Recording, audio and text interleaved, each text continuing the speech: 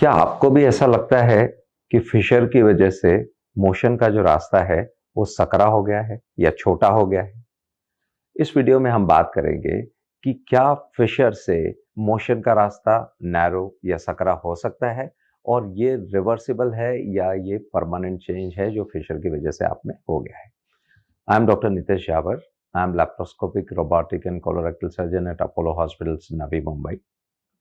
Fisher का अगर हम कारण जाने तो फिशर एक अल्सर है या एक वुंड है जो मोशन की जगह पे नीचे की तरफ रहता है। उस वुंड में जब आप मोशन पास करते हैं तो उसके फ्रिक्शन से जो पेन होता है, जो एक प्रिकिंग पेन होता है, जो जलन होती है, उससे जो वहाँ की मांसपेशियाँ हैं, वो कॉन्ट्रैक्शन में चली जाती हैं या वो सिकुड़ जाती हैं। अब जब ये मांसपेशियाँ सिकुड़ती हैं, तो ये नॉर्मल नेचुरल रिस्पॉन्स है पेन को, जो परमानेंट नहीं है। आज अगर हम अपना फिस्ट इस तरीके से बना लेते हैं, तो इसका ये मतलब नहीं है कि हम अब इसको सीधा नहीं कर सकते। तो बिकॉज़ ऑफ पेन वो जगह थोड़ी-सी नैरो हो जाती है। कब हमको इस चीज़ के लिए वरीड होना है, कब हमको ये देखना है कि हो सकता है कि ये फिशर की वजह से ना हो और कोई और प्रॉब्लम हो। 2 इम्पोर्टेंट चीज़ें, एक हमने ये देखना होता है कि स्टूल का कैलिबर क्या है? हमको कैसे पता लगता है कि स्टूल नैरो हो रहा है? कि जो साइज़ का स्टूल हम पहले फॉर्म्ड स्टूल पास करते थे, अब वो धीरे-धीरे पतला हो चला है। अगर वो एकदम पेंसिल या चॉक जैसा पतला होने लगता है, तो ये कॉज़ ऑफ कंसर्न है। ये हो सकता है कि फिशर की वजह से ना हो। फिशर की वजह से जो सकरापन आता है, वो इतना सीवियर नहीं होता है कि वो एकदम पतला पेंसिल जैसा स्टूल कर सके।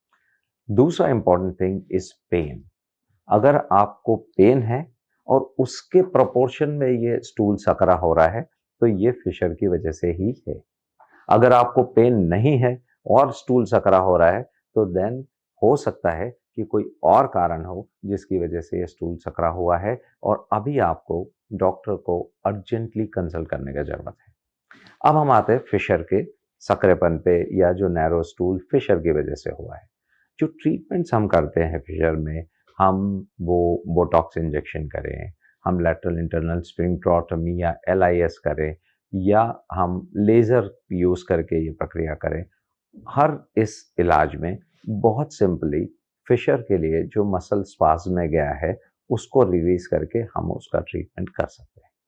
अगर फिशर का ड्यूरेशन 4 हफ्ता या 6 हफ्ते से कम है, बाहर कोई स्किन का स्वेलिंग या सूजन नहीं आया है, जिसको हम स्किन टैग बोलते हैं, तो हम ये ट्रीटमेंट मेडिकल ट्रीटमेंट से भी कर सकते हैं। आपको सर्जरी करने की ज़रूरत नहीं है।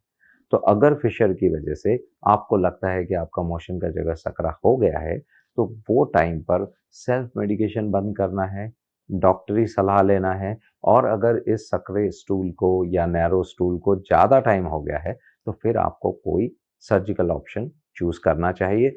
जो पेनलेस ऑप्शंस अवेलेबल हैं, उसमें बोटॉक्स और लेज़र बहुत कॉमनली हम यूज़ करते हैं, कम ड्यूरेशन के फिशर के लिए, जिनको हम एक्यूट फिशर बोलते हैं। अगर फिशर को ज़्यादा टाइम हो गया, जिसमें स्किन टैग बड़ा हो गया है, क्रॉनिक फिशर है, तो हम उसको एक्सिशनल सर्जरी करके लेज़र से वो भी ट्रीट कर सकते हैं। तो फिशर में नैरो होना लाज़मी है, लेकिन उसका ट्रीटमेंट किया जा सकता है बहुत आसानी से। Thank you.